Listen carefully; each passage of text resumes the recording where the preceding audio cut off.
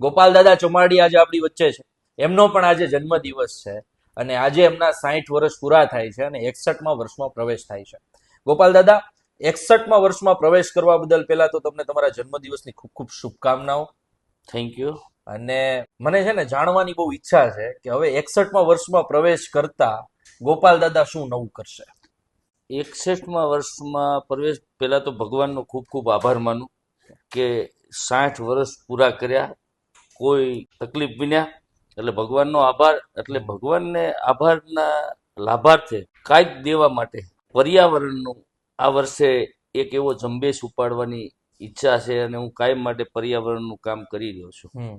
ત્યારે મારા 60 વર્ષ પૂરા થયા છે ત્યારે મેં એવો એક સંકલ્પ લીધો છે કે આ વર્ષે હું 60,000 વૃક્ષો વાવીશ.